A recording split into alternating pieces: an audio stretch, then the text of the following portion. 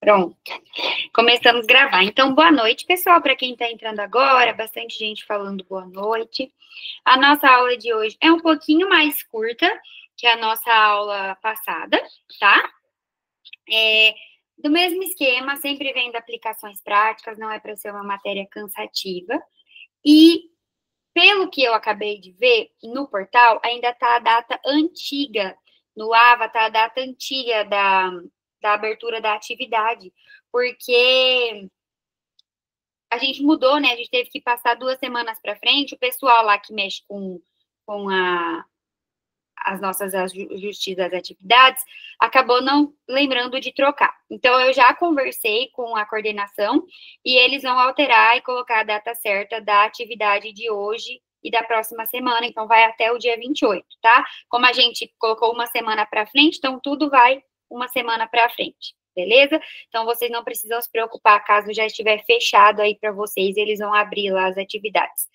Não esqueçam de marcar a presença, tá bom? Outra coisa que é importante lembrar vocês, não esqueçam de marcar a presença, e eu vou fazer a unidade 3, a gente dá um tempinho e fazemos a unidade 4, como a gente fez na semana passada. Qualquer coisa, é só abrir o microfone para chamar, porque eu vou estar aqui com a outra tela. E aí, já atualizaram? Então, acabaram de atualizar, gente, porque para mim ainda tá dia 21. E aí, agora, 19 horas, eu mandei uma mensagem lá, então eles já devem ter atualizado. Em pouquinho tempo já atualizaram. O pessoal é rápido. Até vou abrir aqui depois, para ver se no meu também atualizou. Então, beleza, perfeito. Se tá para dia 28, então tá tudo certo. Eles já mexeram lá. Vou abrir aqui para a gente começar a nossa aula.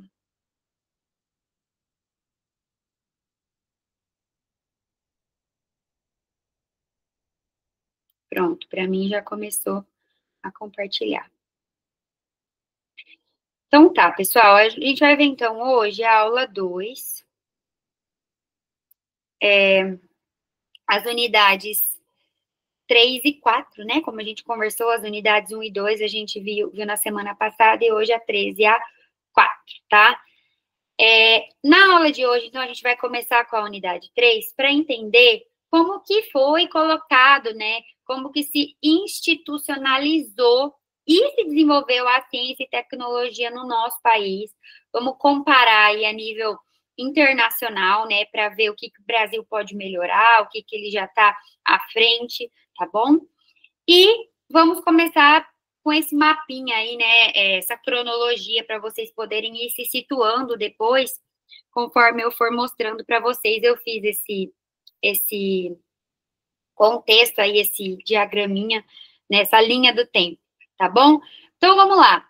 A gente vai falar do século XX até agora, onde estamos no século XXI, tá bom? Então, primeiro lá, foi consolidado e expandido, né, a ciência e a tecnologia. Depois, eles, no desenvolvimento, no decorrer do desenvolvimento, eles desenvolveram as instituições, né, e centralizaram a ciência e tecnologia em alguns locais do Brasil, e é por isso que muitas universidades são renomadas hoje, e outras não tanto, que ela já tem mais tempo também, e foram centralizados nela ali verbas e etc. Depois houve mais crescimento e mais instituições. Aí a gente teve a criação de uma base que permitiu a gente modernizar a ciência e tecnologia no Brasil. Tivemos reformas e novas estratégias, tivemos inovações a partir dos anos 2000, e atualmente a gente continua investindo, continua desenvolvendo políticas, continua modernizando e criando tecnologia, e também transferindo tecnologia e monetizando propriedade intelectual e aí protegendo propriedade intelectual, que a gente vai ver o que é tudo isso agora, tá bom?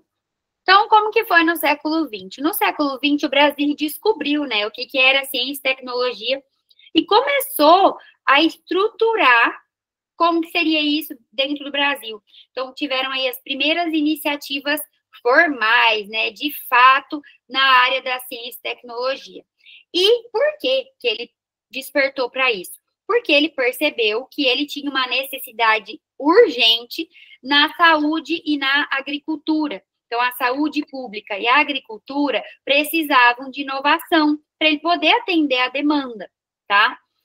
Então, lá em 1920, 1930, né, na década de 1920, na década de 1930, então, quando eu coloco aqui 1920, 1930, a gente está falando de 1920 até 1939, tá? Porque são as décadas aí. A gente teve muito investimento onde precisava resolver problema, que era na saúde pública e na agricultura.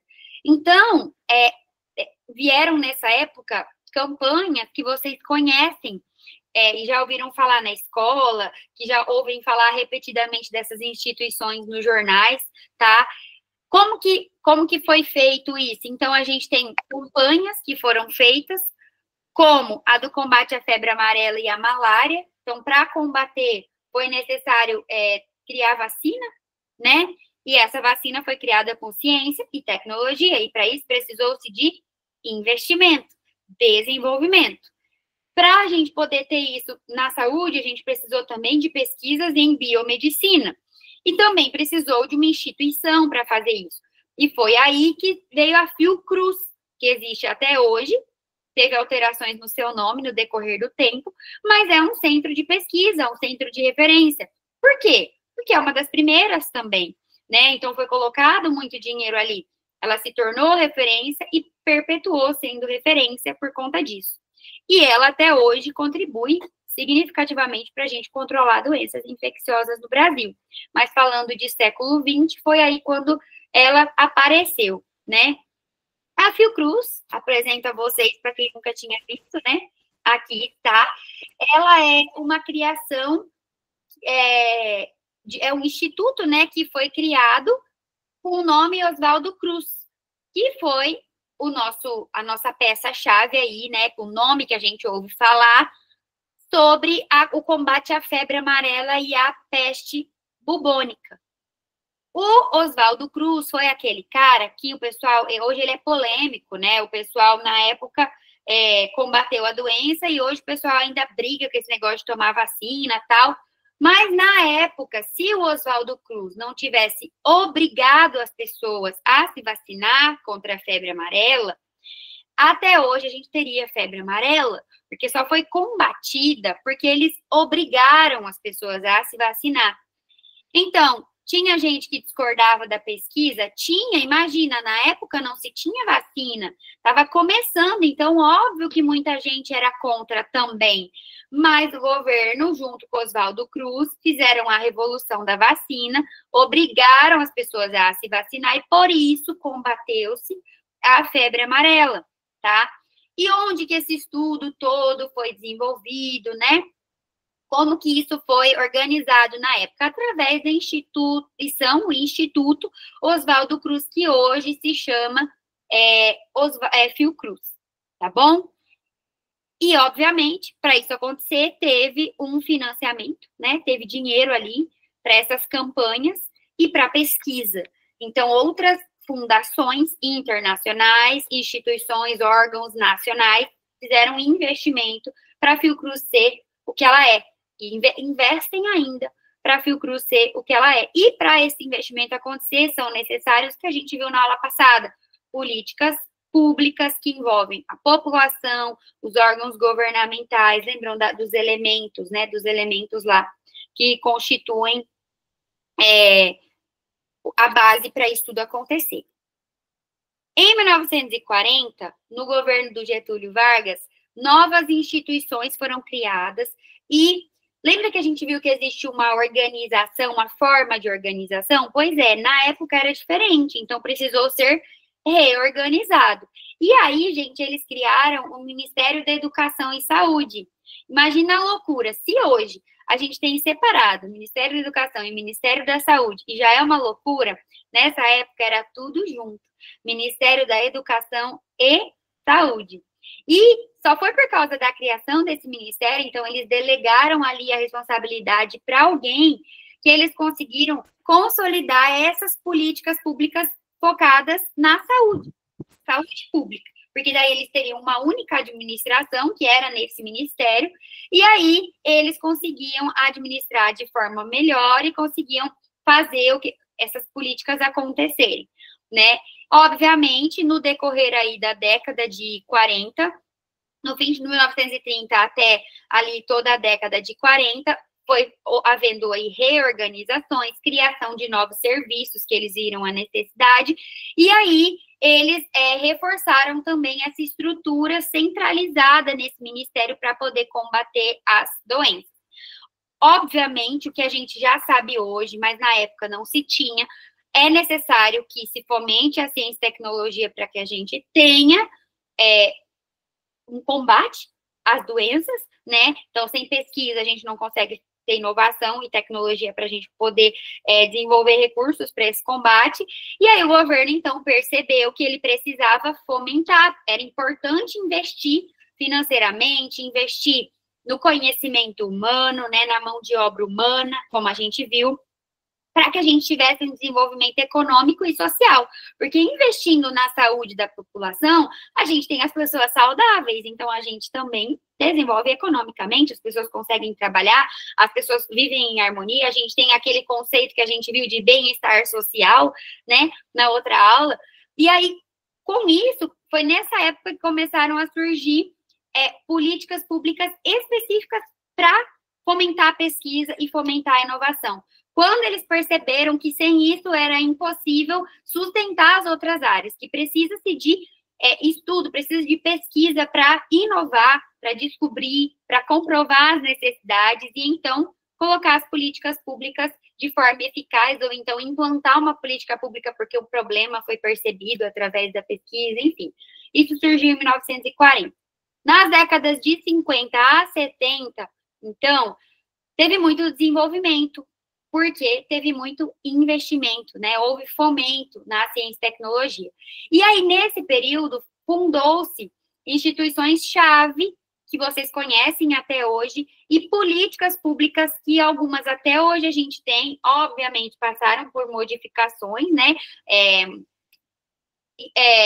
Foram modernizadas, porque a gente precisa ajustar de acordo com o tempo, mas algumas instituições, por exemplo, que surgiram foi uma delas, a Embraer, o ITA, tá? Vocês já ouviram falar, provavelmente, da Embraer. Ela foi criada inicialmente por causa do ITA, tá? Que o ITA é um instituto, que é um instituto tecnológico focado em aeronáutica, e eles fizeram isso porque eles viram a necessidade de formar com qualidade engenheiros aeroespaciais. E, através da aeronáutica, foi-se fundada a Embraer, para não só produzir, né, aviões, fabricar aviões, mas também, através desse conhecimento, eles conseguiriam acessar tecnologias avançadas e integrar educação, pesquisa e indústria, que a gente viu na aula passada, que esses três juntos é o que vai dar o desenvolvimento. A gente precisa atrelar o setor público, o setor privado e a academia, né?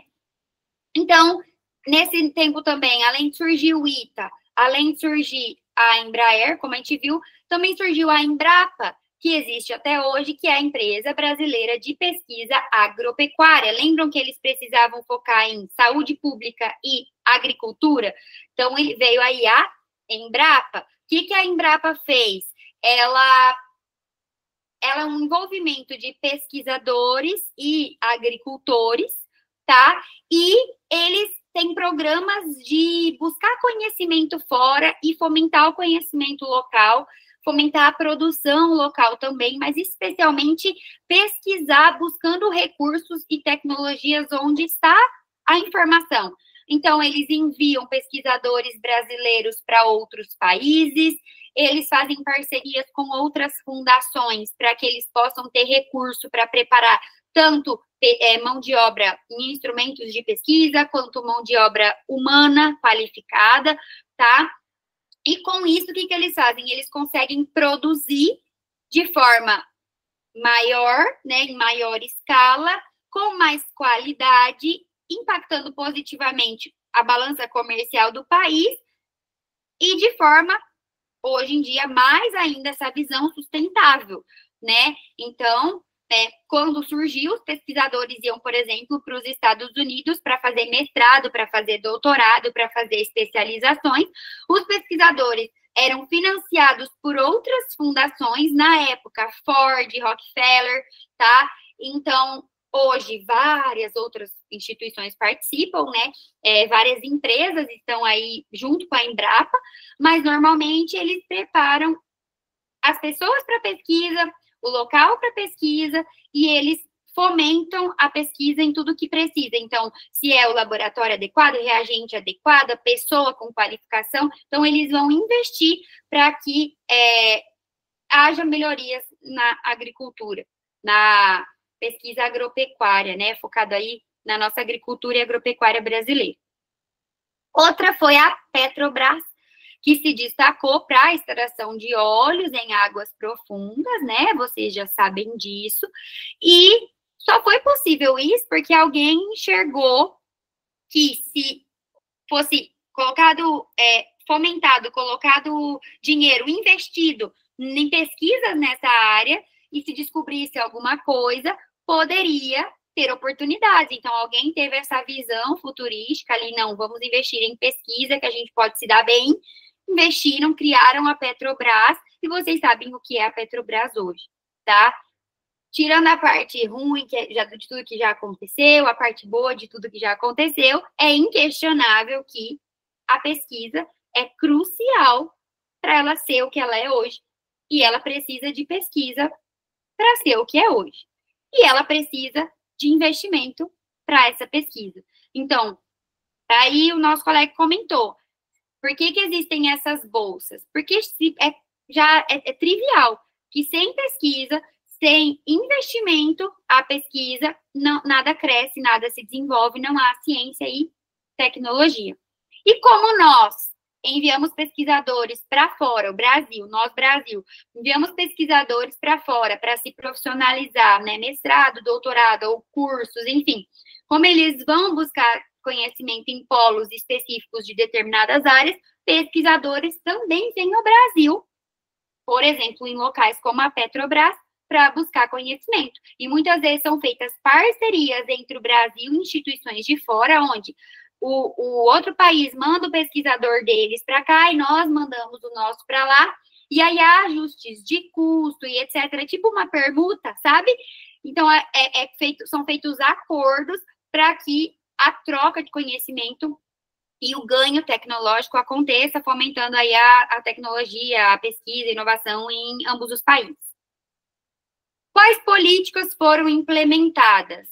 Uma a gente já viu na aula passada, então, houve a implementação de conselhos, de coordenações, então aqui tem a CAPES, tem o CNPq, tá? O que é o papel de cada um? O CNPq, ele vai formular e acompanhar as políticas que são criadas na ciência e tecnologia. Então, não basta eu criar a política, eu preciso ver se a estrutura dela, a formulação dessa política é viável, vai dar certo, e eu preciso de financiamento para minha pesquisa. Eu preciso de financiamento para o pesquisador. Qual vai ser o salário desse pesquisador? Ele não vai viver de ventos, né? Todo mundo que gasta o seu tempo ali na pesquisa e está trabalhando, então eu preciso remunerar esse pesquisador. Eu vou dar a formação qualificada, mas ele precisa de financiamento para isso, tá? Então, a CNPq é responsável principalmente por isso. E a gente tem a CAPES. A CAPES é quem vai focar mais na parte da qualificação do ser humano. Também, obviamente, para você se qualificar, você precisa investir recursos, porém, a CAPES ela vai preocupar em como está esse curso que você está fazendo, principalmente de pós-graduações, porque hoje a ciência e tecnologia é muito fomentada nas pós-graduações, que é tudo que vem depois da graduação, que é quando você, de fato, vai ali afunilar, né, focar numa área para fazer sua pesquisa. Então, a gente tem a CAPES, ela é muito rigorosa, como que está sendo a qualidade dos mestrados e doutorados oferecidos no Brasil, se está cumprindo aquilo que está no papel, se para surgir um novo mestrado, um novo doutorado, ele cumpre os requisitos exigidos para a gente poder ter um padrão altamente qualificado, se a formação desses profissionais, como estão saindo esses profissionais, eles estão saindo com uma formação, como aqui o programa diz que fornece, tá? Então, ele vai propiciar tudo para que você tenha a melhor qualidade de aperfeiçoamento, a melhor qualificação quando você for se formar, né, especializar, estudar, mas também ele vai fiscalizar se de fato está sendo fornecido isso que você disse que forneceria. E aí, como que ele dá essa grande qualificação? Através de parcerias com empresas que vão ter laboratórios, uma parceria da CAPES com sei lá qual empresa. Então, a empresa ali, ela tem um laboratório top. Vamos lá, Boticário. Eu sempre gosto de citar que eu já tive contato com pessoas que fizeram mestrado e doutorado dentro de algumas empresas. Então, a USP, Unicamp, sei lá, o UFSCar, tem parceria com o Boticário, porque eles querem entrar e trabalhar ali dentro do laboratório do Boticário, porque é lá que tem uma tecnologia tal. Então, já está lá. Então, eu faço essa parceria dentro de um programa da CAPES, que é o meu programa de mestrado, mas tem uma parceria que eu vou usar ali, um laboratório que vai propiciar a aquisição de conhecimento, porque eu vou estar trabalhando ali direto com aquele equipamento, ou com aquele problema ali, tá? Também algumas pessoas, elas no meio do doutorado ou do mestrado, elas vão para o exterior, né? Porque tem parceria da CAPES com uma instituição internacional, então elas vão financiar esses programas de formação avançada no exterior, que isso é essencial para o crescimento da ciência e tecnologia no nosso país. Buscar conhecimento de fora. Tem setores que o Brasil, ele é pioneiro, ele é o mais reconhecido, o principal, que o pessoal vem buscar aqui, tá? Mas outros, o pessoal daqui vai buscar fora, tá? Outras parcerias. Parceria com organizações internacionais, como eu já citei, e políticas de inovação. Então, não adianta só eu ter tudo isso, eu preciso estimular as pessoas a quererem inovar, estimular as instituições a quererem inovar. Então, é como eu falei para vocês, algumas vezes eles veem um professor pesquisador observa uma determinada situação na sua região, na sua cidade, e vê que ali tem um objeto de pesquisa muito interessante que pode fomentar a inovação onde ele mora. Então, ele pode entrar em contato, por exemplo, com a CAPES, ele pode entrar em contato com algum órgão governamental ali e pode propor, por exemplo, uma parceria para que aquele órgão se beneficie daquela parceria e nós também, como pesquisadores, nos beneficiemos disso. E aí, às vezes, essa parceria pode ser com ONGs, pode ser com empresas privadas, pode ser até com, às vezes, uma empresa do setor público, tá? Mas é necessário, a gente nunca consegue trabalhar sozinho. Então, pode ser alguma política de sustentabilidade para cuidar do meio ambiente, pode ser alguma coisa micro de biotecnologia que vai melhorar, pode ser a saúde pública, tá, direto ou indiretamente, pode ser a indústria, pode ser uma empresa pequena, né, um microempreendedor aí local, tá bom? Então, pode ser qualquer tipo de parceria, desde que beneficie as duas partes. E aí, gente, isso então começou até a década de 70, existe até hoje, mas foi quando essas instituições foram criadas, né, esse conselho, essas instituições. Vou desligar, que acho que tem alguém com o microfone. Ai, desligou. Ai, gente, meu WhatsApp fica fazendo barulho só para confundir vocês, achando que é o de vocês, né?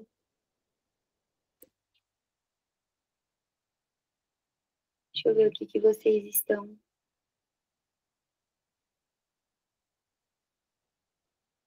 falando aqui. Olha, hoje inaugurou uma unidade da Embrapa. Tô vendo agora o seu comentário. Eu não sabia que a inauguração era hoje. Eu vi vários burburinhos, mas não sabia que a inauguração era hoje. Ah, já vou salvar o link aqui também, da FAPEMAT. E sobre a presença, gente, no nosso intervalo, eu vou mandar mensagem aqui para a coordenação, tá bom? Para confirmar. Porém... Tá funcionando, professora. É só atualizar a página. Ah, beleza, então, gente. Atualizem aí. Aí, se não, ainda assim não... Professora? Não tá, não. Polo de Rondonópolis não tá funcionando. Eu sou de Rondonópolis, não consegui, mesmo atualizando. Só para avisar. Tá bom, beleza. Você tá na unidade 3 e 4, né? Semana 2. Isso, lá só tá listando a data do dia 9 e dia 16. A de hoje não tá aparecendo. Tá bom. Eu vou conversar no início Marcelo, da aula. atualiza de novo, porque eu acabei de atualizar e deu certo aqui em Rondonópolis. Vou tentar agora. Tá, daí me avisa qualquer coisa no nosso intervalo eu falo com a coordenação, tá bom? Vou continuar aqui, então. Quando foi, então, em 1980, o Brasil consolidou essas instituições. Então, ele tinha criado, né? Tinha iniciado, e essas instituições, então, se consolidaram como instituições essenciais para o desenvolvimento de ciência e tecnologia, tá? Então, quem são duas delas que até hoje desempenham papéis cruciais, desempenharam, mas até hoje são cruciais para o nosso desenvolvimento aqui no Brasil? A FINEP e a CNPq, e o CNPq, tá? Em 1990, a gente teve algumas reformas na estrutura da ciência e tecnologia aqui no Brasil. Então, como já estava assim, investindo, eles perceberam que era necessário algumas reformas econômicas, algumas reformas administrativas para melhorar o desenvolvimento, e foi quando eles modernizaram, buscando integrar as universidades aos centros de pesquisa e ao setor privado. Então, antes era tudo separado. Hoje, a gente sabe que a gente tem as universidades já dentro dos setores, como a gente viu, dentro do setor privado, dentro do centro de pesquisa, nos parques tecnológicos, né?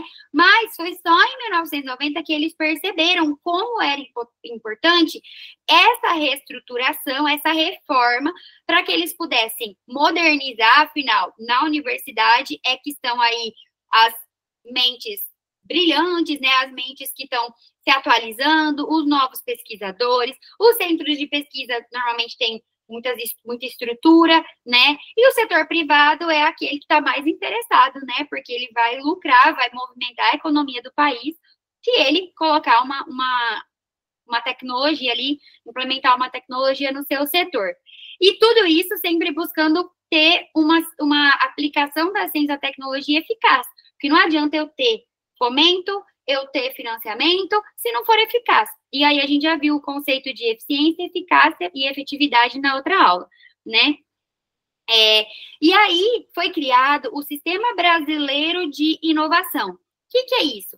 A gente viu vários sistemas na aula passada. E aí agora, então, surgiu esse, o Sistema Brasileiro de Inovação. O que ele faz? Ele pega várias instituições, são privadas, públicas, universidades, como está ali em cima, né, aqui no tópicozinho de cima, que conseguem juntas apoiar e moldar a inovação para a gente ter isso de forma eficaz. E todo mundo junto consegue aí dar jeito, né, num mecanismo que atende à necessidade, e aí a política pública criada vai atender exatamente o que se precisa, tá bom? Nas décadas de 2000 e 2010, surgiram algumas leis. Então, a política pública pode ser um decreto, pode ser uma lei, né? Como a gente viu na semana passada. E, nesse caso, surgiram algumas leis de incentivo à inovação. A gente até viu o que fazem essas leis na aula passada. Então, a Lei de Inovação de 2004 e a Lei do Bem, por exemplo, foram fundamentais para poder incentivar a pesquisa e desenvolvimento no setor privado. Por quê? Porque você chega e fala assim para o empresário: olha, se você fizer essa parceria com a gente, deixar a nossa universidade pesquisar aqui dentro, você vai ter benefícios, por exemplo, no quanto de imposto que você paga, ou então, algumas outras leis, elas dão auxílio, a gente vai trabalhar aqui de graça para você, e em troca você fornece seu espaço, tá? Então, a gente faz parcerias com as indústrias, e o governo, ele oferece atrativos para que ambas as partes se beneficiem, e aí a gente tem a inovação. Então, isso que é incentivar a inovação. Criar estratégias para que a gente consiga unir as partes interessadas e ambas se beneficiem disso. E aí também alguns projetos foram criados, como o Genoma Brasileiro, esse daí a gente ouve bastante na TV, né? Que contribuíram com o quê? A biotecnologia.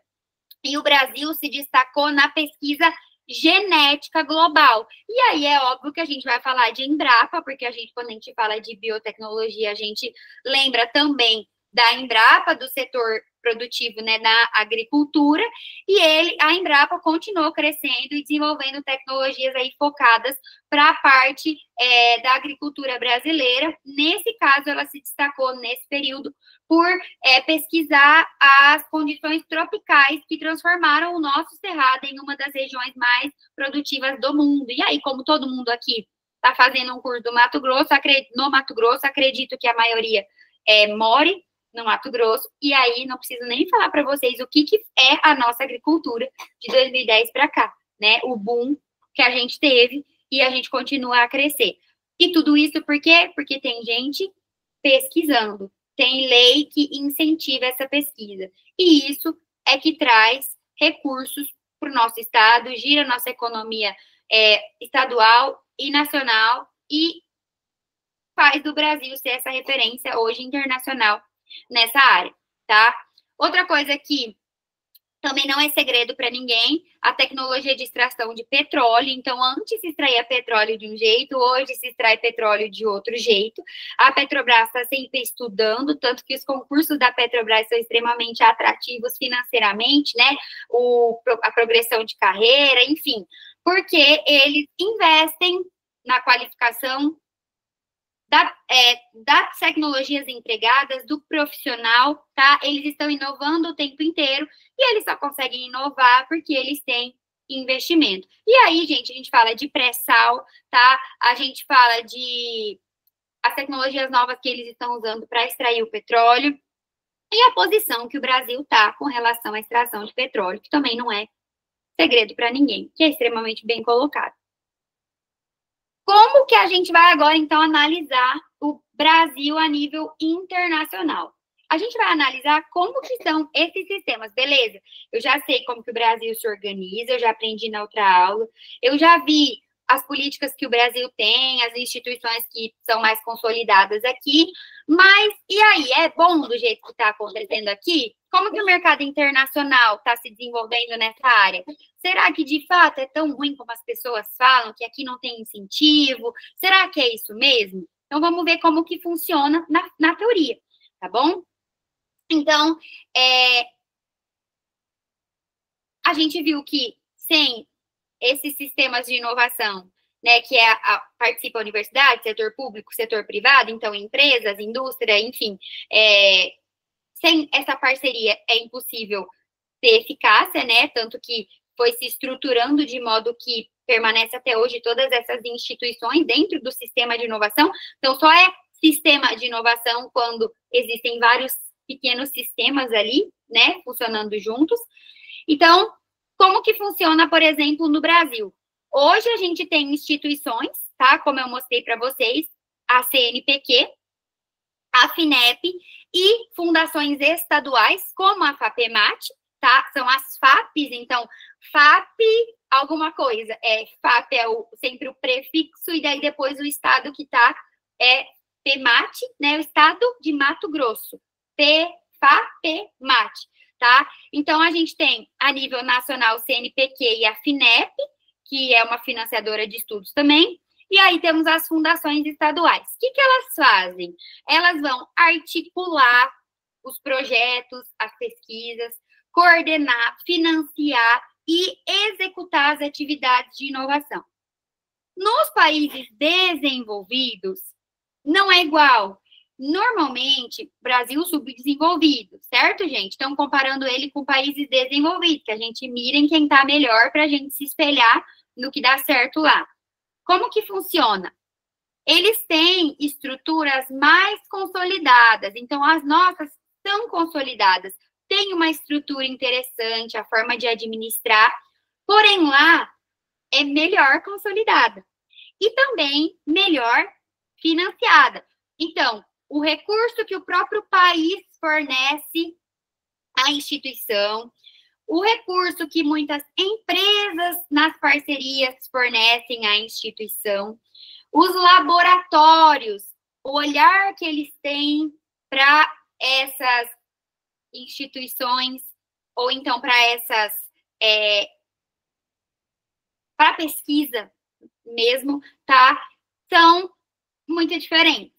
Então, por exemplo, os Estados Unidos, que é sempre citado, né? Europa e Estados Unidos é o que é mais citado, tem, por exemplo, a National Science Foundation, que, junto com os laboratórios nacionais, desempenham papéis similares. Então, existe uma fundação dos Estados Unidos que se une aos laboratórios nacionais, eles vão ter papéis parecidos, ou seja, laboratórios nacionais privados, NSF, governamental. Só que eles vão ter uma integração maior com a universidade, com a indústria e com o governo e recursos significativamente maiores. Por quê? Por vários fatores. No exterior, por exemplo, estamos falando dos Estados Unidos, as pessoas confiam de uma forma diferente nos políticos, confiam de uma forma diferente nas autoridades que falam com eles. As pessoas recebem mais recursos, então tem mais o que fazer com mais recurso. A logística entre universidade, indústria e governo é diferente, está mais bem consolidada, mais bem financiada. Então, é por isso que é diferente, tá? Quais são as políticas de incentivo? Já que lá eles recebem mais incentivo, qual que é a diferença? Aqui no Brasil, por exemplo, a gente tem algumas leis que foram criadas, como a Lei de Inovação e a Lei do Bem, que eu falei para vocês. O que elas fazem? Elas vão incentivar pesquisa e desenvolvimento nas empresas, através do quê? De parceria das empresas com as universidades. Onde estão os pesquisadores, onde estão as empresas, vamos incentivar eles a fazerem uma parceria. Isso hoje fomenta demais a inovação do Brasil.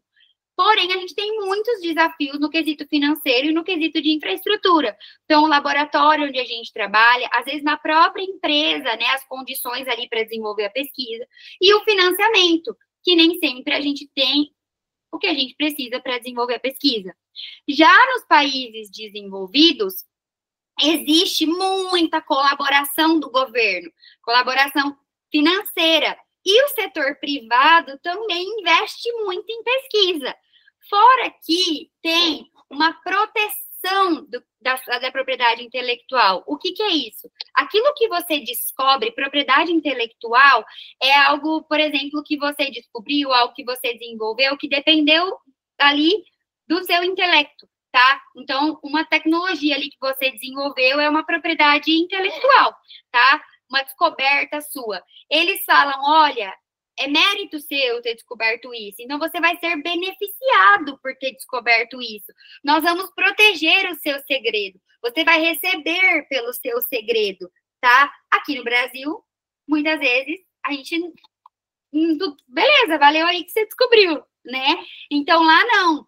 Lá tem mais esse sistema de te valorizar, tanto lá antes de pesquisar, incentivando todo o processo, até depois, quando você já descobriu alguma coisa, já inovou, o que eles fazem por você. Então, o que acontece como consequência? A pessoa quer pesquisar, porque ela vai ter benefícios em pesquisar. Porque se ela descobrir algo, por exemplo, ela descobriu um novo produto, o país vai ajudar ela a vender esse produto, a comercializar esse produto. Então, compensa eu pesquisar para descobrir algo novo. Porque se eu descobrir algo novo, eu vou poder vender e vai reverter em lucro para mim. A indústria, eu trabalho numa indústria, eu descobri algo novo, eu tenho uma empresa, né? E a minha empresa descobriu algo novo, eu recebo incentivo para implantar isso que eu descobri na minha empresa e melhorar a minha produtividade, consequentemente melhorar meu lucro e melhorar a economia do país. Então, são incentivos diferentes, tá? E aí a gente pode falar de países desenvolvidos. Por isso que a legenda não é Estados Unidos, né? São todos países desenvolvidos. Países da Europa, aí colocou a Alemanha, Japão, os Estados Unidos, tá? Mas países desenvolvidos no geral, se você olhar, eles valorizam a pesquisa, eles incentivam a pesquisa, porque como vocês viram até aqui, sem isso, é muito difícil o desenvolvimento, certo? Exemplos de investimento, então. Como que o Brasil investe, como que os países desenvolvidos investem. O Brasil, ele, obviamente, né, vocês sabem também, é baixo o investimento nosso. Mesmo que o nosso governo, ano após ano, vai lá e aumenta os recursos destinados a ciência e tecnologia, ainda a gente precisa de maior investimento. Nos países desenvolvidos, uma parte do produto interno bruto, né, uma parte do PIB do país uma parte desse valor significa investimento em pesquisa e desenvolvimento. Então, se você consegue quantificar como uma parte substancial do PIB, essa parte investida, então olha quanto que não é investido, quanto que não se tem de incentivo. Então, os países, eles, além de parte da própria estrutura ali, do sistema de inovação do país, investir bastante, ainda eles se beneficiam de investimentos que o próprio setor privado coloca para complementar os fundos do governo e aí conseguir gerar esse sistema de inovação. Então, a empresa fala, legal, mas além de você colocar o seu universitário aqui para pesquisar para mim, e além de eu te fornecer essa estrutura de pesquisa, eu ainda vou investir. Então, eu também vou complementar o investimento para fomentar a pesquisa. E aí, gente, vira um ecossistema, como falei ali, né, um ecossistema robusto de inovação, por isso que está mais consolidado e é muito mais incentivado, tá? Agora a gente vai falar sobre a inserção e relação da estrutura do Estado brasileiro, né, o país Brasil com a propriedade intelectual e transferência de tecnologia. Então, como que funciona? Eu fui lá, fiz uma pesquisa, descobri um negócio. De quem é o direito do que eu descobri? É meu? Puramente meu? Existe alguém que me ajuda a coordenar essa inovação, a financiar, a articular como vai ser feito? Existe, tá? Algumas instituições que fazem isso. O Conselho Nacional de Ciência e Tecnologia, o que ele vai fazer? Ele vai ficar de olho nas políticas nacionais que são focadas para o desenvolvimento científico e tecnológico. Então, bom, eu vou olhar o que está sendo feito e também vou integrar a ciência e tecnologia na política de desenvolvimento do país. E aí, com esse olhar, eu vou falar o que é prioridade, que programa que eu tenho que colocar, quais instrumentos nós vamos utilizar e qual é o recurso que precisa ser destinado. O Ministério da Ciência e Tecnologia, né, que vai formular, coordenar e implementar as políticas de ciência, tecnologia e inovação, e depois que ela implementou, ela vai gerir o patrimônio, tá, que foi desenvolvido ali. Tem a FINEP e os outros órgãos que são investidores, né, que financiam as pesquisas, tanto nas universidades quanto nos centros de pesquisa. E o CNPq, por exemplo, que apoia também financeiramente e dá recursos para também o aprimoramento ali humano, né, a qualificação dos recursos humanos na hora de desenvolver a pesquisa. Quanto à propriedade intelectual e à transferência de tecnologia, hoje elas são áreas já estratégicas para a inovação e desenvolvimento econômico. Por quê? A partir do momento que eu desenvolvo algo ou que eu faço essa transferência de tecnologia, eu estou falando de vender tecnologia, comprar tecnologia, guardar segredos, tá? E óbvio que isso tudo vai girar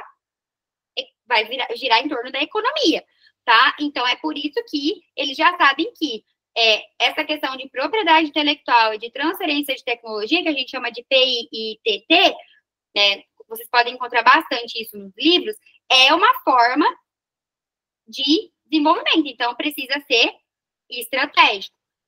Hoje, a gente tem um instituto aqui, que é o INPE, ou INPI, tem quem fale INPI também, que é o Instituto Nacional da Propriedade Industrial. E também já vi falar em propriedade intelectual. Até vou ter que ver se eu não tenho que corrigir isso, mas acho que é propriedade industrial mesmo. É uma instituição que vai colocar quais são as leis e quais são as regulamentações de propriedade intelectual no Brasil. Então, por exemplo, eu desenvolvi um negócio e eu quero deter os direitos autorais, né? Fui eu que desenvolvi.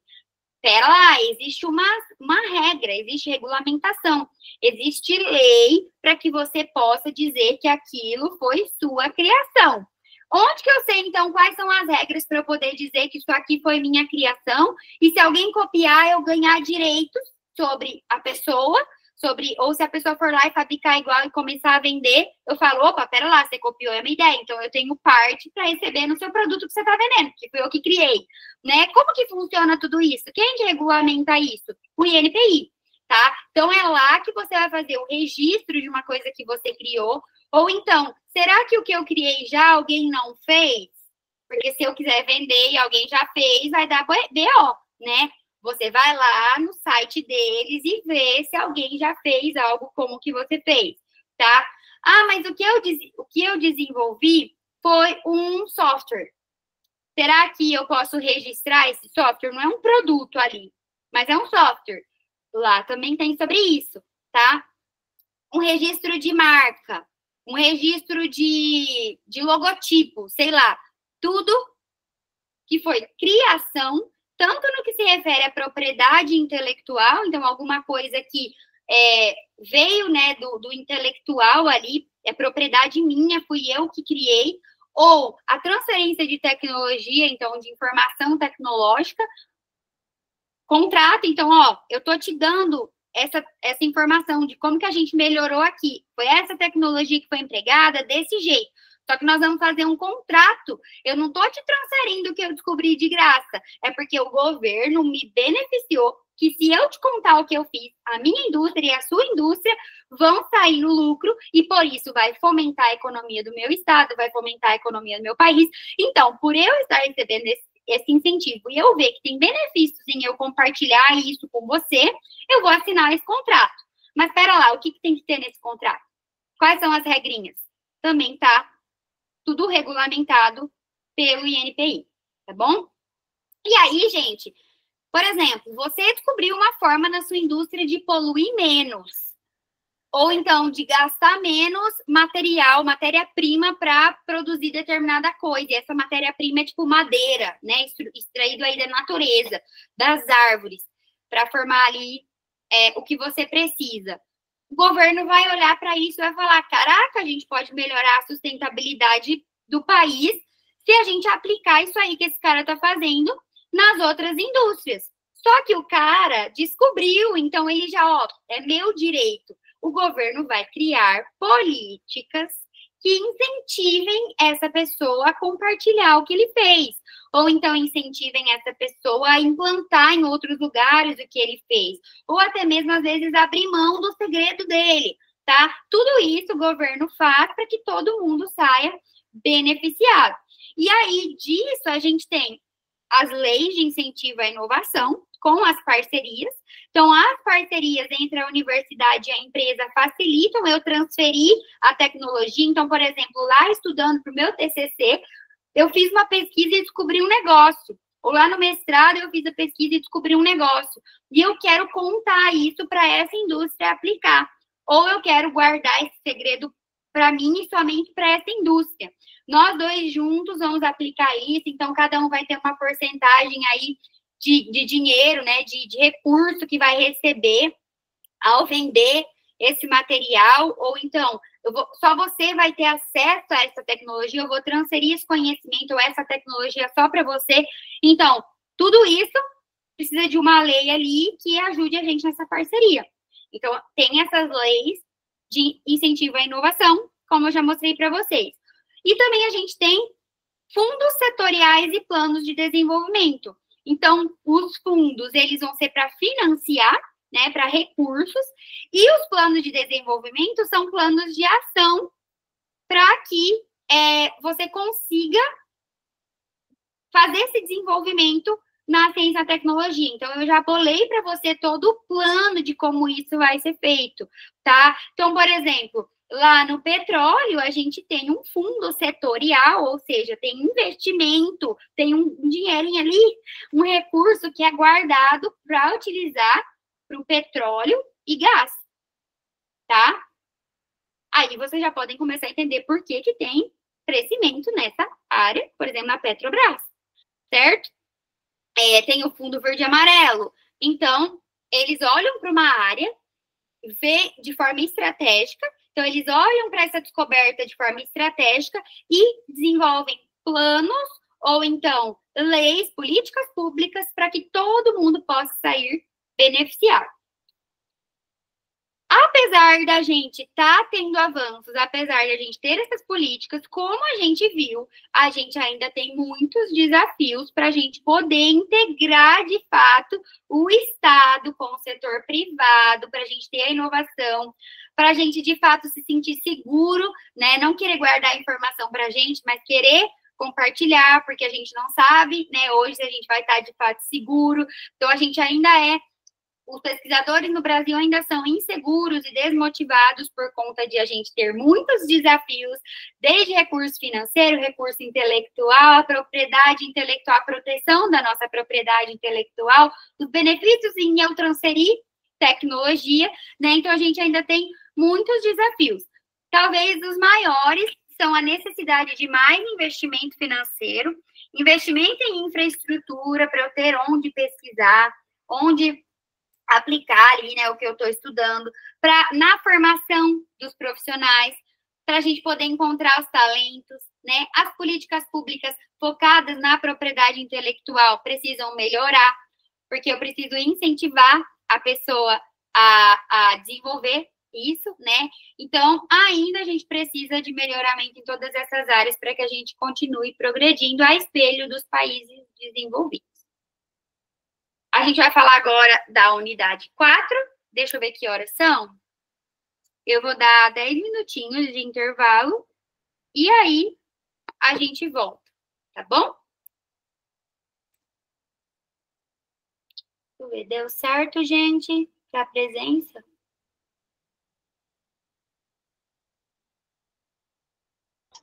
Oi, professora. Oi. Acho que, pelo menos até onde eu vi, só eu e mais uma aluna, a Raíssa, não conseguiu marcar presença, mas eu vou lá no calendário e nem sequer aparece como evento. Tá. Faz o seguinte, manda para o tutor de vocês, ele tem acesso a marcar lá. Manda para o tutor avisando que isso aconteceu, tá? Eu tirei os prints e eu mando para ele. Ok, ele consegue ir lá e alterar manualmente, dando a presença para você. Qualquer coisa ele fala comigo, eu confirmo que vocês estiveram aqui. Você pode até tirar um print aqui, assistindo a aula, sei lá. Eu tirei um print da janela da palestra junto com o AVO. Ok, beleza. Vamos dar os 10 minutinhos. Então, já a gente volta. Pode falar, Vinícius. Professora, eu só quero fazer um merchan. É que está acontecendo a Semana de Ciência e Tecnologia no Centro de Eventos Pantanal. E amanhã ainda tem atividade da Semana de Ciência e Tecnologia e tem a premiação pela primeira vez. A CSTS, via FAPEMAT, vai premiar as pesquisas e os trabalhos apresentados.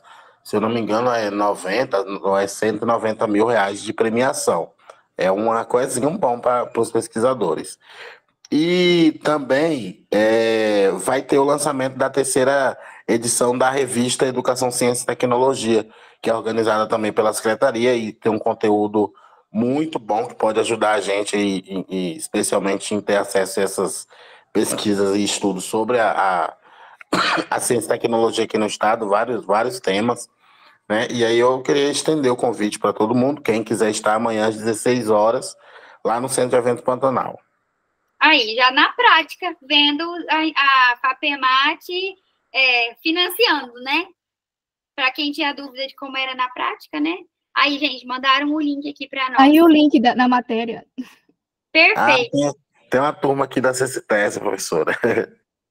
Muito legal. Eu vi vários stories no Instagram desse evento e tá massa demais. A Graciele, boa noite. Boa noite. Aí, quem paga chegou, a FAPEMAT. A coordenadora perguntou, essa é para os nossos alunos do BCT. Eu falei, calma, isso é para os pesquisadores mais treinados. Mas nós temos vários editais que vai vir e vai favorecer o pessoal, os alunos do BCT, né, Vinícius?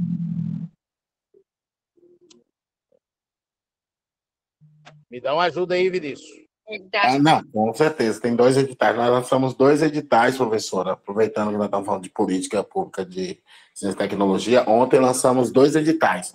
Um de mestrado com produto tecnológico, né? Se eu não me engano, foi 2 milhões. O número você fala aí que eu não sei não, viu, Maradona? É verdade. E o outro foi um edital de inovação, de espaços de inovação. Espaços de inovação. Então, né, para os pesquisadores e pesquisadoras, para as instituições, está valendo esse edital muito importante.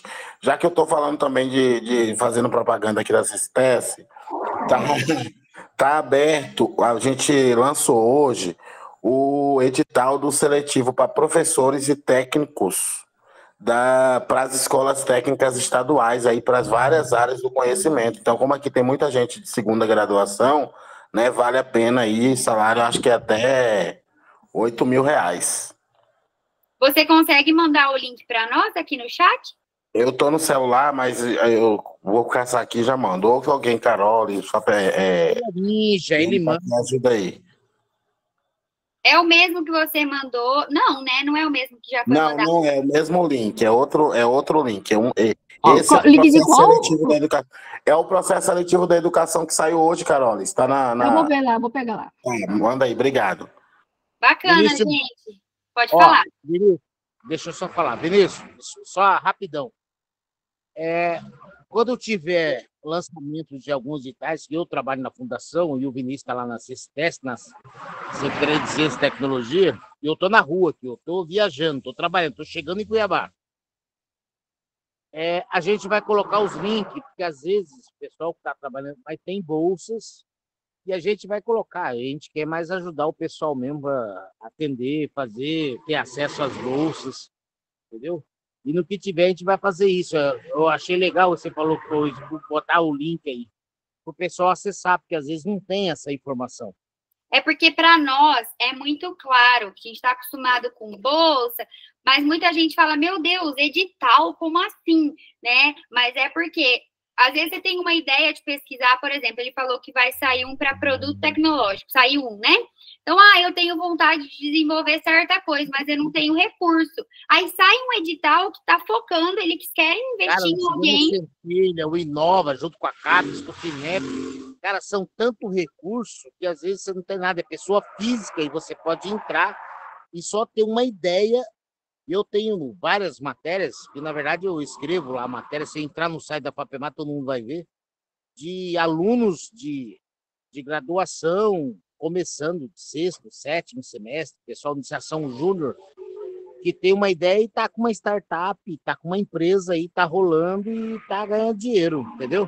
Começa assim, inovação e empreendedorismo. E às vezes o que falta não é ideia, né? O que falta é o investimento, e por isso que essas instituições estão aí, para você ter um professor da área te dando direcionamento, uma instituição. É massa demais. Muito bom, muito bom. Também acho legal, Nayara, de colocar, ou até dá para fixar, né, no grupo, dá para fixar lá na descrição do grupo também os links. Não, sempre eu sou representante de vocês aí, né? Vinícius disse que votou em mim, eu estou na dúvida ainda. Só pepino. Representante. Não, mas é bom demais. Quando a gente é representante, a gente aprende. Esse é meu guru. Beleza. Fala, Vinícius. Gente, eu vou pegar um café e já volto. Ó, eu vou sair, vou pegar a estrada, vou dar boa noite para vocês. Eu vou marcar minha presença lá, que eu não marquei ainda, enquanto eu tenho internet ainda. Boa noite para todo mundo. Beleza, boa noite. Obrigada pelas contribuições.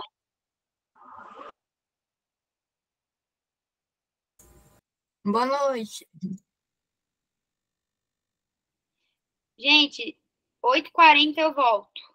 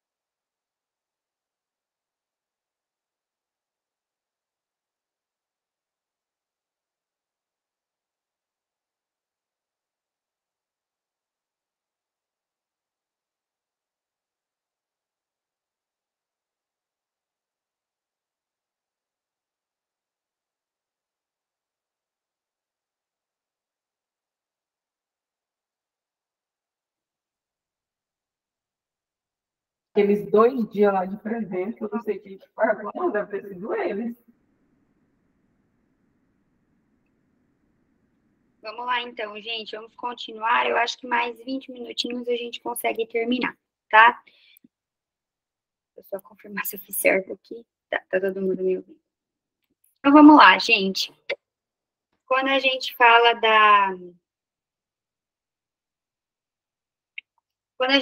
então, do desenvolvimento e institucionalização da ciência e tecnologia, porque a gente falou que foi desenvolvido e foi institucionalizado, né? Mas agora a gente vai olhar isso na nossa linha do tempo, tá? E especialmente focando na pós-graduação no Brasil. Por quê, gente? Porque, como eu falei para vocês, a nossa pós-graduação é o que acaba fomentando mais a ciência e tecnologia. Na graduação, não são todas as universidades que fomentam a pesquisa. Então, não são todos os alunos que pesquisam, né? Que fazem uma iniciação científica, um projeto de extensão. Então, se o aluno não faz, acaba que a gente vai ter um maior número de pessoas na pós-graduação fazendo, porque você não consegue ser mestre ou ser doutor ou fazer uma especialização se você não fizer uma pesquisa, tá? Então, por isso que as maiores ali, a maioria das inovações vem de pessoas que estão estudando ali o mestrado, o doutorado. As especializações é menos, porque são propostas diferentes, tá? Mas nós vamos focar nesse contexto da pós-graduação, porque é daí que a gente tem mais esse tipo de inovação, por conta da forma que é o curso de pós-graduação, tá? Então, a pós-graduação no Brasil, a gente começou aí a dar os primeiros passinhos na década de 30 e 40, então até 1949, né, as décadas de 30 e 40. Depois ela foi consolidada em 1950 até 1959, então na década de 50, começou a se expandir. E as primeiras políticas públicas focadas nisso foi lá na década de 60. Na década de 70, regulamentou-se, né? Porque quando começa a expandir, uma hora precisa de regras, né? Então, regulamentou-se e começou a expandir pelo Brasil todo. Em 1980 até 99, então, década de 80 e 90, houve a internacionalização e o fortalecimento da pesquisa, então, as relações internacionais, tá? E agora, no século XXI, a gente está se consolidando, e aí eu vou falar um pouquinho dos desafios que a gente tem hoje em dia. Nas décadas de 30 e 40, as primeiras iniciativas de pós-graduação aconteceram na USP, tá? É uma das marcantes, né? E aí, gente, é por isso que hoje diversos programas de mestrado, doutorado e etc., são fortes lá, porque tem muito tempo já. Então, já teve tempo para ser criado, para analisar o que precisa melhorar, para consolidar, para expandir, né? Então, às vezes, a gente é muito cruel nas nossas comparações, né? A gente quer comparar instituições, universidades, por exemplo, aqui do Mato Grosso, que não tem nem 10 anos de curso de pós-graduação, com uma das primeiras que surgiu. Então, a gente tem que ter esse olhar de comparar igual com igual, né? Então, o foco principal era para eles poderem aperfeiçoar algumas áreas técnicas e profissionais, e a USP, então, foi um dos locais onde se concentrou essas criações desses cursos de especialização para poder aperfeiçoar os profissionais, tanto os técnicos, né, quanto no dia a dia ali. Então, cursos no geral de tanto áreas técnicas como não, tá? Em 1950, houve, então, como a gente viu, a criação da CAPES e da CNPq, e a CAPES atua principalmente nas pós-graduações. Tanto que, pessoal, mestrado e doutorado tem uma nota da CAPES, tá? Então, essa nota vai até 7, então, de 0 a 7, e aí você tem uma qualificação CAPES. Então, a CAPES, os funcionários lá da CAPES, os servidores vão até a instituição e fazem uma avaliação de como está o curso e dão uma nota. Se você tira 7, tá top. Tem contato internacional, tem professores com boas qualificações, a estrutura da faculdade dos locais de pesquisa é top, até uma nota 5 o pessoal valoriza bastante também, tá? E os cursos de graduação também recebem uma nota da CAPES. Vocês lembram o que a CAPES faz? Ela vai tanto ajudar ali a criar, mas ela também vai ficar supervisionando o que foi criado, tá? Por quê? Porque a função dela é as formações dos recursos humanos, ou seja, os profissionais que saem dali altamente qualificados. Como? Eles dão incentivo com bolsas de estudo, dão incentivo com parcerias internacionais, mas eles precisam que a qualificação continue alta, tá? E o CNPq vai financiar essas bolsas, esses projetos e também as parcerias. Em 1960, o governo começou a focar em políticas públicas exclusivas para o ensino superior. Então, antes era no geral. Aí eles começaram a focar específico no ensino superior. Foi quando começou a criar bastante universidade federal e estadual, o que foi bom porque descentralizou e expandiu o ensino superior. Então, antes era só num local muito concentrado, de difícil acesso, muito concorrido, e depois se expandiu em outras regiões. E logo depois, então, também a pós-graduação, ela foi se expandindo em diversas áreas do conhecimento. Então, não só nas áreas de conhecimento lá da USP, outras áreas de conhecimento também começaram a ter mestrado e doutorado. Aí precisou se regulamentar essas criações. Em 1976, colocou-se uma portaria. Então, não é de qualquer jeito. Você tem regras para você criar um curso de mestrado, um curso de doutorado. E por que essas regras existem? Para você garantir a qualidade, para garantir que, bom, eu tenho um título de mestre, então significa que fulaninho que se formou lá na Paraíba, que também tem um título de mestre, seguiu as mesmas regras que eu, tá? Precisa padronização para este título. E aí, quando teve a regra bonitinha, né, teve um padrão, expandiu-se significativamente também a pós-graduação, onde a maioria das universidades do país, as grandes universidades, começaram também a oferecer cursos de pós-graduação. E aí teve um boom na quantidade de cursos, né, de programas de mestrado e doutorado no Brasil. A CAPES e o CNPq continuaram com esse papel de financiamento, de avaliação da qualidade, que eles ainda... E o Brasil começou a criar novas universidades, tanto federais quanto estaduais, em outras regiões, também agora colocando o acesso à pós-graduação, não mais somente à graduação. Em 80 e 90, né, nas décadas de 80 e 90, as pós-graduações começaram a ser internacionalizadas, então começou-se aí uma relação com programas internacionais. Então, eu coopero com você, você coopera comigo, a gente faz essa parceria para a gente crescer. E os estudantes começaram a poder fazer as suas formações, parte aqui, parte no exterior, totalmente no exterior, tá? Acho que vocês já ouviram falar no termo graduação sanduíche, pós-graduação sanduíche, é tipo como se fosse um sanduíche, né? Uma parte do pão, outra parte do pão, né? Porque você faz parte aqui, parte no exterior, tá? Então, você vai lá, tem uma experiência fora do Brasil, analisa como que é a tecnologia lá, a ciência lá, e traz uma nova visão, traz uma nova perspectiva, traz novos conhecimentos, novas tecnologias e entrega aqui para o Brasil, fortalecendo a pesquisa nacional.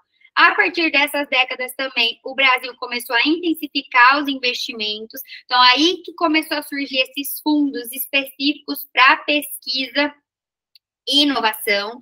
Algumas agências foram criadas, então, exemplo de uma das agências criadas foi a FAPESP, que é a de São Paulo, a estadual de São Paulo, a Fundação, né, de Amparo aí Financeiro de São Paulo. A gente tem aqui, como foi citado bastante, a FAPEMAT, tá? De apoio ao desenvolvimento. Né? Um deles foi o PADCT, que foi fundamental também para fomentar a pesquisa e a inovação. Hoje em dia, gente, a pós-graduação está consolidada no Brasil, tá? Um dos principais motores do nosso desenvolvimento são as pessoas que fazem mestrado, doutorado, especializações. Para vocês terem uma ideia, em 2010, a gente tinha cerca aqui, ó, de 3 mil programas de pós-graduação. Aí a gente tem stricto sensu e lato sensu, né? Stricto sensu é mestrado e doutorado. Então, a gente tinha cerca de 3 mil. Em 2020, a gente já tinha cerca de 4.500, na verdade, mais de 4.500 programas. São dados de quem? Da CAPES, que ela justamente faz isso, fica de olho nos programas de pós-graduação, tá? E o melhor, não só cresceu em número, mas também em qualidade na maioria dos locais. Por quê? Porque a CAPES continua avaliando rigorosamente e ela fecha o programa se o programa estiver ruim.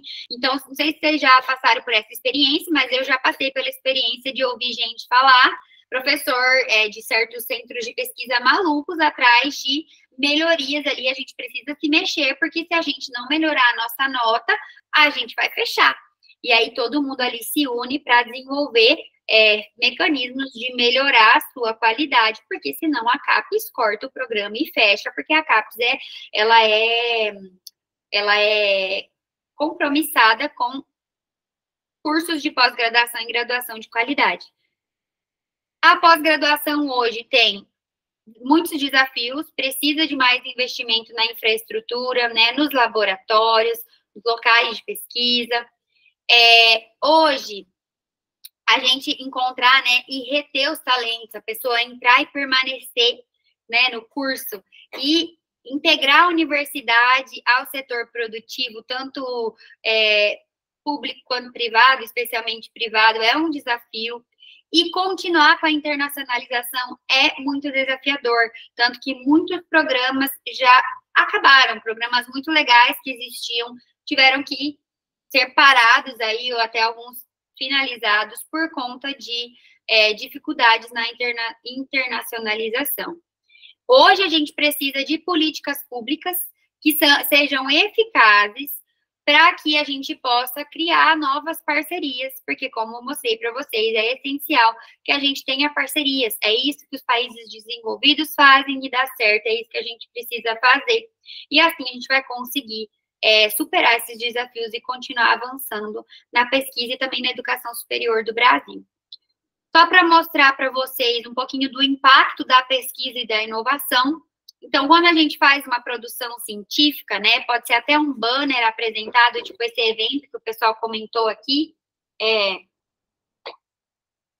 as pesquisas que a gente realiza, elas, no mestrado e no doutorado, elas vão gerar teses ou dissertações, né, que depois vão ser publicadas como artigos, então você vai espalhar o conhecimento que você descobriu em revistas, tanto nacionais como internacionais. O Brasil vai ser visto, a ciência do Brasil vai ser visto, e aí, quando a gente é visto, a gente é lembrado, e as pessoas vão querer fazer parceria com a gente, vão querer investir no nosso conhecimento nas diversas áreas, e isso vai contribuir para o nosso desenvolvimento.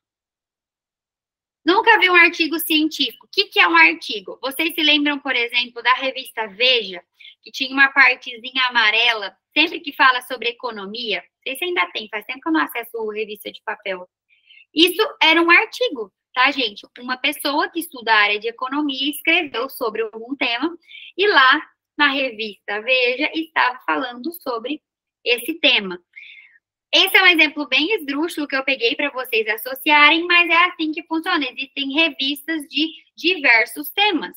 Existem revistas que só falam sobre ciências, descobertas. Então,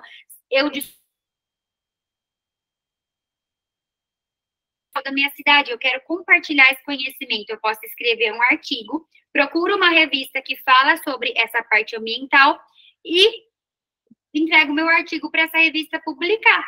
Quando ela é publicada, vai estar lá o meu artigo, outras pessoas lerão, algumas talvez replicarão a ideia, outras vão querer talvez investir para eu poder aplicar na minha cidade isso. Pode ser que parcerias surjam, mas a visibilidade na minha região ali, do meu país, vai ficar boa, porque foi-se feito um estudo, então a ciência está em movimento ali na minha região. Está sendo produzido sobre isso na minha região.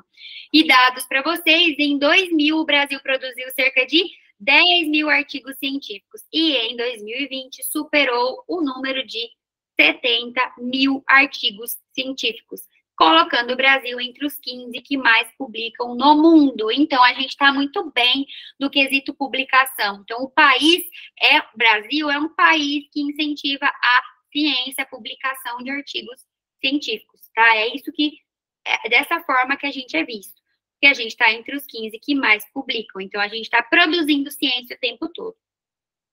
Quanto à inovação, os programas de mestrado e doutorado, normalmente, eles precisam resolver alguma coisa. Quando você pesquisa sobre algo, ou você vai detectar um problema, ou você vai resolver o problema, ou você vai descobrir alguma coisa, tá? E aí, isso, gente, geralmente cria um produto, um novo processo de resolução de um problema, uma nova descoberta, e isso beneficia tanto economicamente, quanto a nossa sociedade, né, a empresa.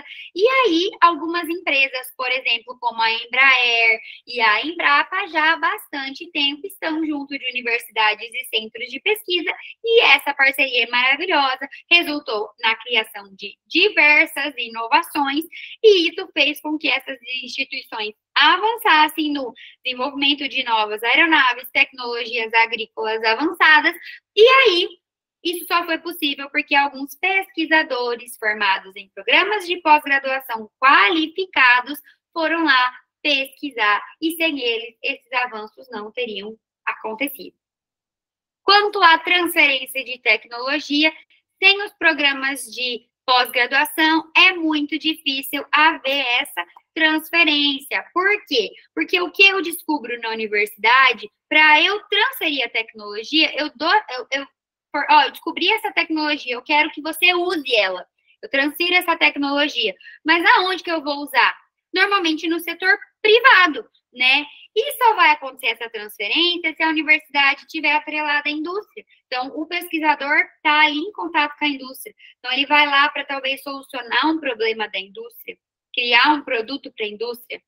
Então, somente com essas parcerias é possível dar vida, né, a essa transferência de tecnologia. E um exemplo de como a gente pode fazer isso são com as incubadoras e os parques tecnológicos, que, como a gente viu, normalmente em incubadoras e parques tecnológicos é que a gente vai ter essas parcerias, que são ambientes próprios ali para a gente ter a inovação, criação de empresas, né, startups, aplicar as pesquisas de forma prática. Quanto à formação de recursos humanos qualificados, quando a gente forma uma pessoa mestre, uma pessoa doutora, ela traz um conhecimento que é muito qualificado. Então, ela é uma mão de obra, um trabalho extremamente qualificado. Então, não só dentro das universidades essa pessoa vai contribuir, mas também dentro das empresas. Ela vai contribuir para o setor produtivo.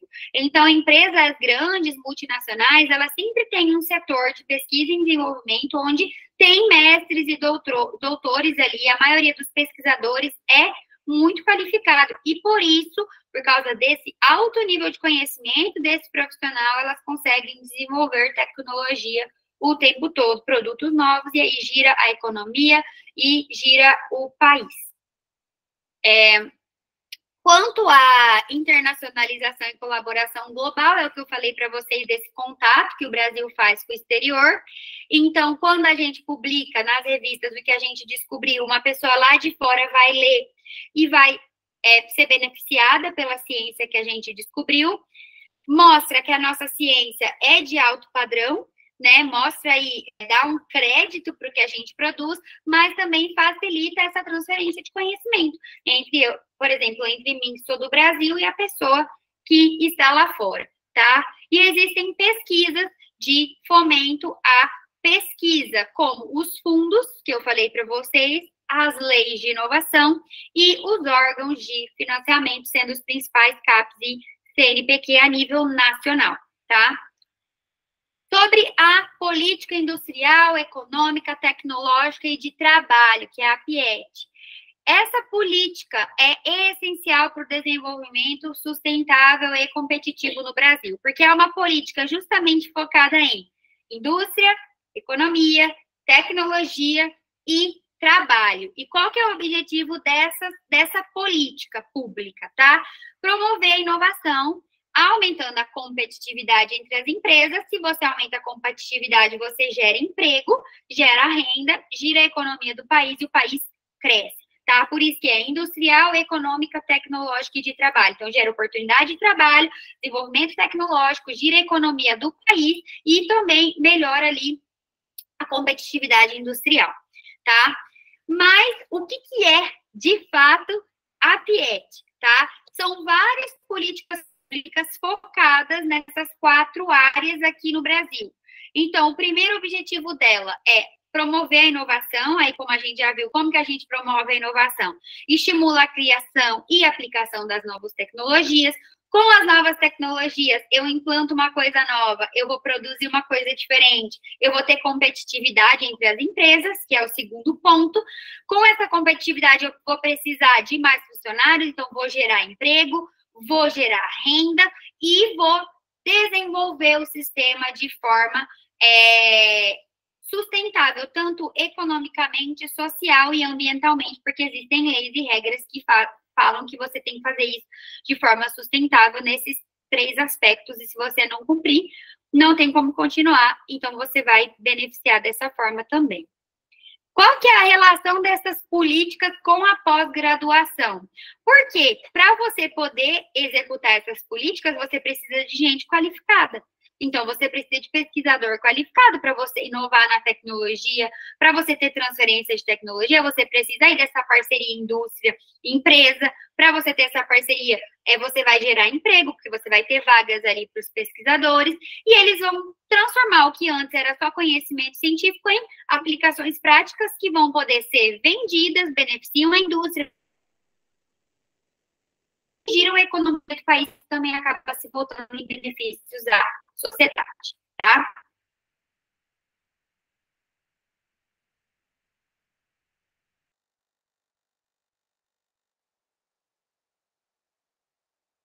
Que a gente pesquisou e desenvolveu essas novas tecnologias. Então, não tem como desenvolver sem a pesquisa. Então, o Estado, com E maiúsculo, né, o Brasil, ele incentiva o P&D. Tem empresas que têm setor de P&D, né, que é de pesquisa e desenvolvimento. E, normalmente, dentro desses setores, você tem parcerias com universidades ou, então, ali, mestres e doutores trabalhando, tá? Um exemplo para vocês de um setor de pesquisa que é realizado na universidade e resulta em desenvolvimento é o setor de biocombustíveis, tá? Então, na área de biotecnologia, estuda-se muito sobre isso e aplica-se esse estudo na indústria para que você possa promover a sustentabilidade. Afinal, a gente sabe que biocombustíveis, eles são muito mais sustentáveis que combustíveis, e aí você reduz a dependência que a gente tem dos combustíveis fósseis, melhora o ambiente, melhora a economia, melhora vários setores, porque a gente teve esse elo aí, pesquisa e indústria, tá? E aplicou essa pesquisa. Então, não basta só pesquisar, é necessário aplicar esse conhecimento. Tecnológica, também, na vida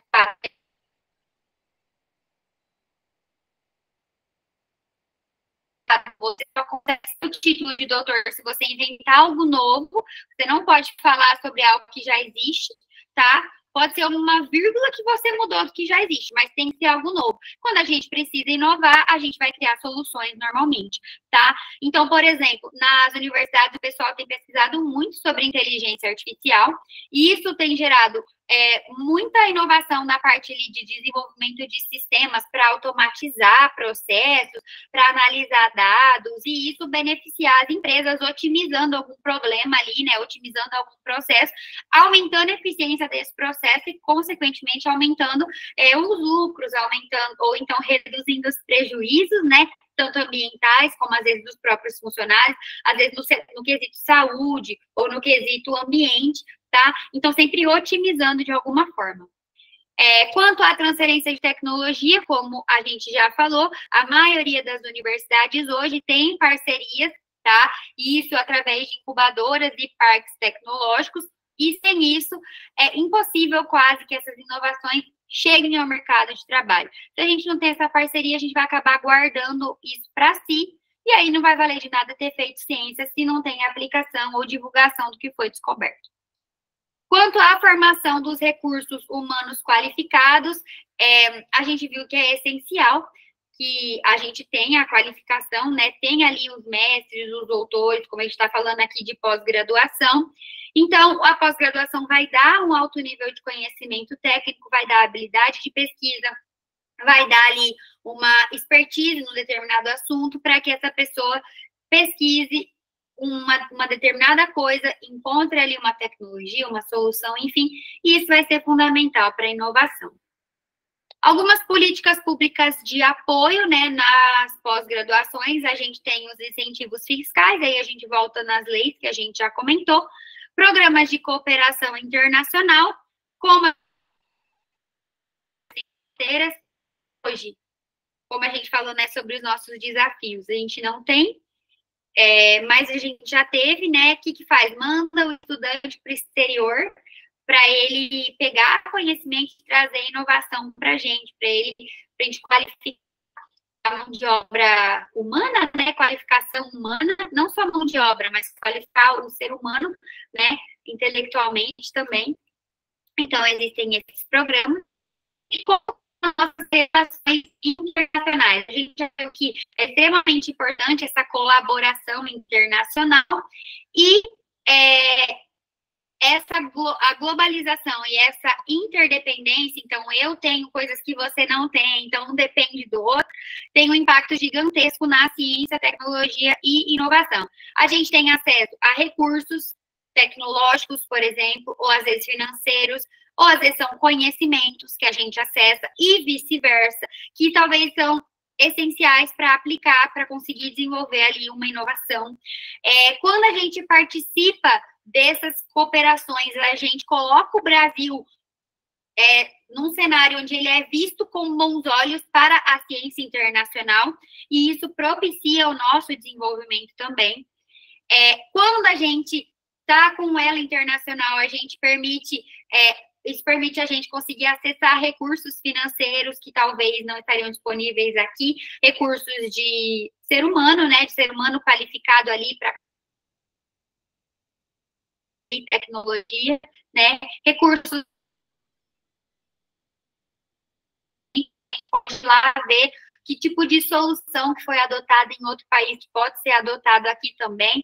A gente consegue resolver problemas que são parecidos. Então, por exemplo, aqui, até coloquei aqui para vocês, mudanças climáticas, saúde pública, segurança alimentar. Então, para a gente poder encontrar soluções para esses problemas,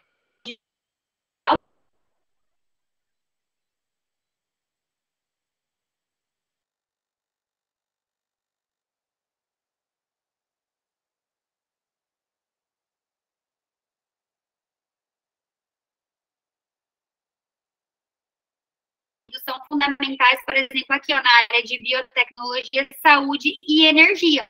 Então, alguns centros de pesquisa e universidades têm parceria com a ANSF e com o NIH, que é o National Institutes of Health. Então, é de saúde e esse aqui é governamental. Deixa eu ver que alguém mandou alguma coisa.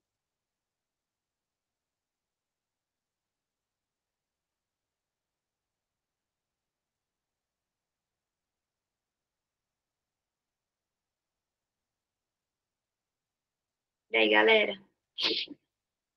Ó, eu vi aqui, ó, estava vendo um mestrado na FGV e políticas públicas, 71 mil. Ó, esses mestrados têm bolsa, tá? Então, dá uma olhada se não tem bolsa, porque mestrado particular tem bolsa de estudos. Aí, às vezes, tem que fazer uma prova, às vezes você precisa participar de uma seleção, às vezes é só você ler ali e tentar participar de um edital, tá? Então, dá uma olhada, que às vezes não necessariamente você vai ter que pagar esse valor, tá? Mais alguém? A gente tá travando muito a internet? A minha internet?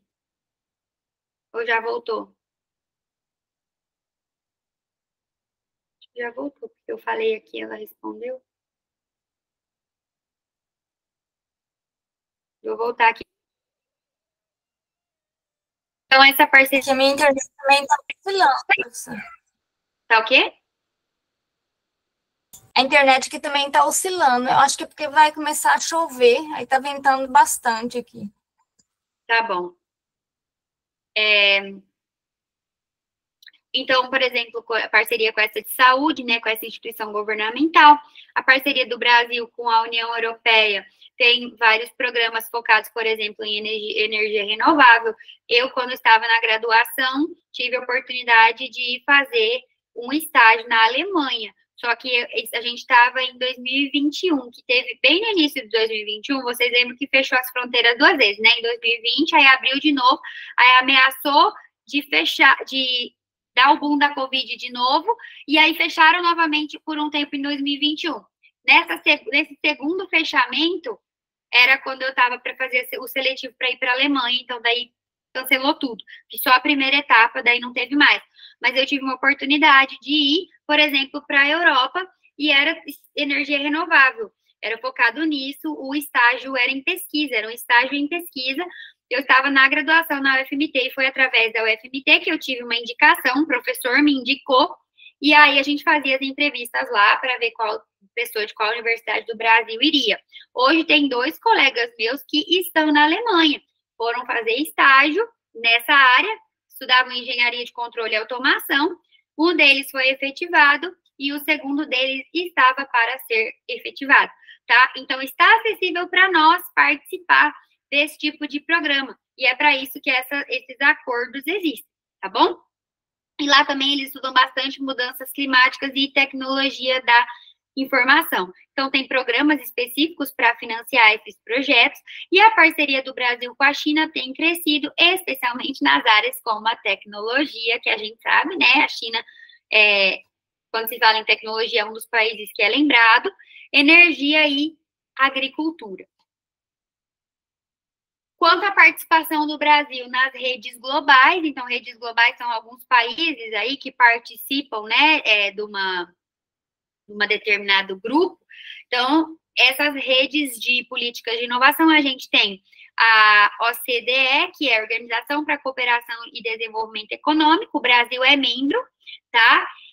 Os países que são membros, um ajuda o outro, tanto com intercâmbios, com informações, com políticas de inovação mais eficazes, acordos, tá? Temos também a Rede Global de Academias de Ciência, que é mais focado para pesquisa, para parte acadêmica, tá? Onde os cientistas trocam informações com outros cientistas do mundo todo, em projetos de pesquisa que têm alta relevância.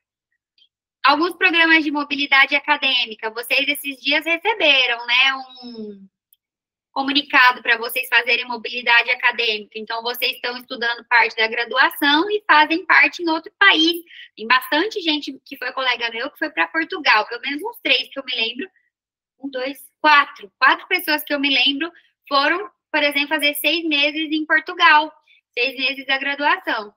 Um programa de mobilidade acadêmica. Tem o Ciências Sem Fronteiras, que é muito conhecido, dava bolsas de estudo para os estudantes irem para fora, em instituições renomadas, reconhecidas para estudar, e isso facilitou demais a criação dessas redes de colaboração entre o Brasil e outros países. Começou em 2011, mas hoje em dia a gente não tem mais. Alguns programas de cooperação bilateral, né, onde ambos os países aí se ajudam, eles fazem essa troca de estudantes, pesquisadores. Vocês já veem também os professores indo para outros locais pesquisar, né? Isso fortalece a colaboração do Brasil com outros países, tanto acadêmico quanto científico, quanto pesquisa.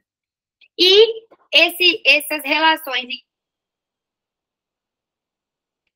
nos nossos projetos de pesquisa em áreas onde a gente não tem, talvez, acesso às coisas que outros países tenham,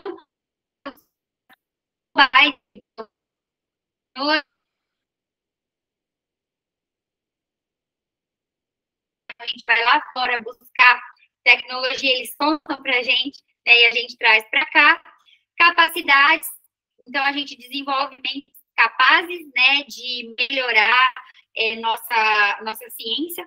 Então elas vão lá buscar conhecimento, se qualificar para aplicar aqui, e elas vão em instituições renomadas, instituições de excelência no exterior, e aí fortalece aqui a nossa capacidade de inovação. Eu quero falar que é o FMT oferece para vocês de tudo isso, tá? Hoje o FMT oferece diversos programas para a gente poder se internacionalizar, tá? Como eu acabei de citar para vocês, tive colegas que foram, vocês receberam e-mail recentemente, tá? E todos esses benefícios vocês podem ser as pessoas que vão, ou então as pessoas que recebem alguém do exterior e pesquisam juntos. Então, hoje a gente tem um programa de mobilidade acadêmica internacional, que vai dar a oportunidade de você ir estudar fora, durante a graduação, como esse que eu falei para vocês, dos meus colegas que foram estudar, por exemplo, 6 meses em Portugal.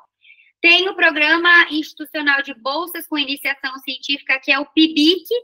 Ele é um programa que incentiva a participação dos alunos na pesquisa, oferecendo bolsas de estudo, então oferece um valor para você ali mensal, ou às vezes eles dão um montante em dinheiro, né, para você distribuir aí nos meses que você estiver pesquisando, para você poder pesquisar, se envolver aí na pesquisa científica.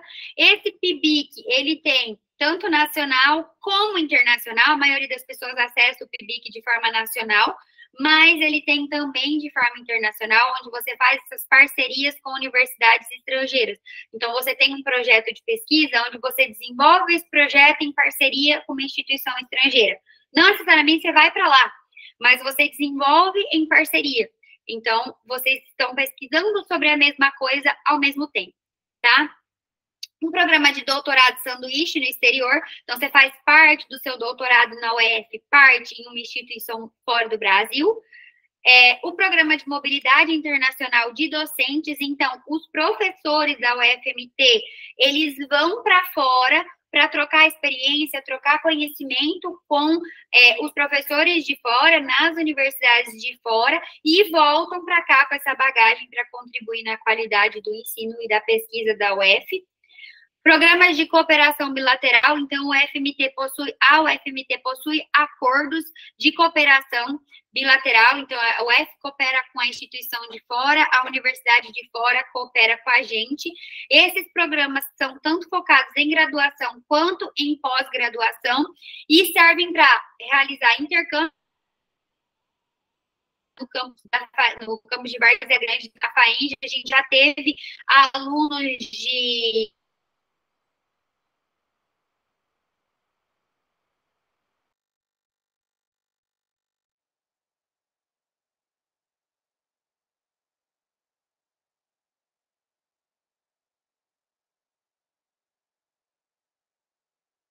fazer esse intercâmbio acadêmico, essa mobilidade, mas também tem pesquisas, tá? Junto, atividades que um colabora com o outro.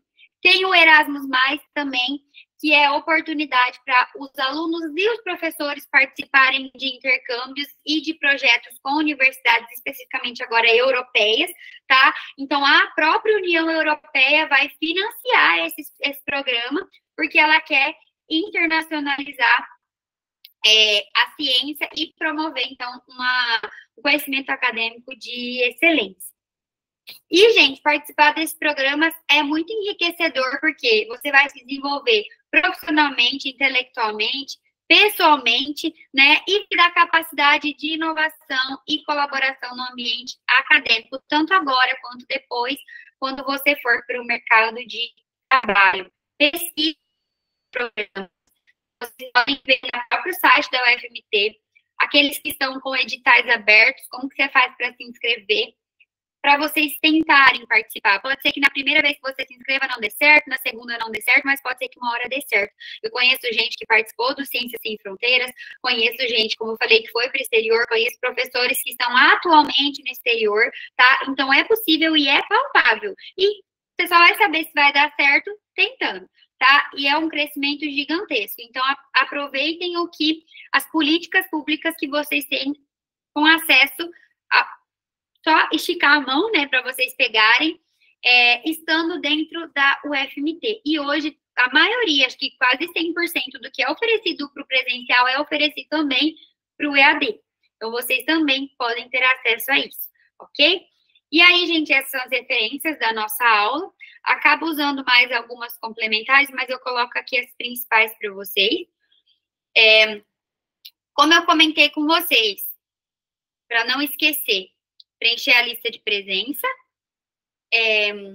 Preencher a lista de presença. A atividade, então, vai até o dia 28. Quem estiver com probleminhas no AVA, consulta o tutor, tá bom? Para vocês resolverem isso. E aí, comigo, se tiverem alguma dúvida, vocês podem colocar lá no portal, que eu posso auxiliar vocês. Ou então,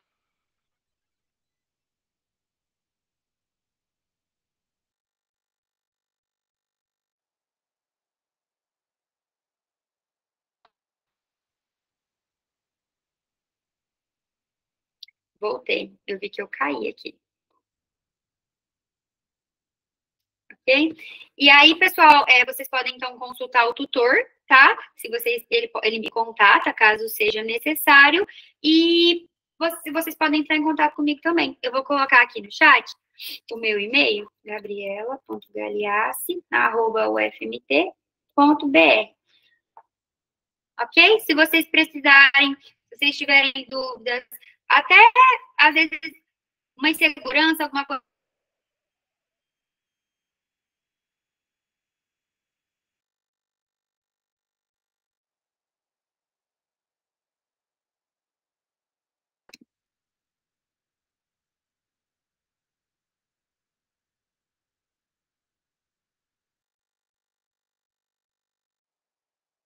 computador. Agora eu voltei a conectar no meu celular. Agora eu vou conseguir terminar de falar. Então, coloquei aqui para vocês, no chat, o meu e-mail. Também sou pesquisadora, às vezes tenho dúvidas sobre um projeto, se faço ou não faço. Aí vocês podem sentir à vontade para compartilhar comigo, tá bom? A gente troca uma ideia, eu posso direcionar vocês para alguém, se eu puder. O pessoal falou que a presença estava só precisando atualizar a página. Quem tiver problema com a presença, como eu falei, tem que avisar o tutor, tá? Tira um print aí do que está acontecendo e avisa o tutor que ele consegue ajustar isso para vocês. Eu vou reiterar com a coordenação agora, no fim da aula, vocês estão tendo esse problema, mas aí vocês falam com o tutor que ele consegue ter acesso para resolver melhor que a mim, tá bom?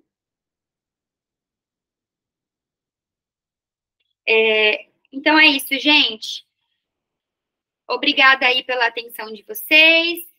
Espero que vocês tenham aí um bom fim de semestre, que dê tudo certo nos projetos e a gente se vê em uma outra oportunidade, tá bom? Boa noite. Vou terminar a gravação aqui.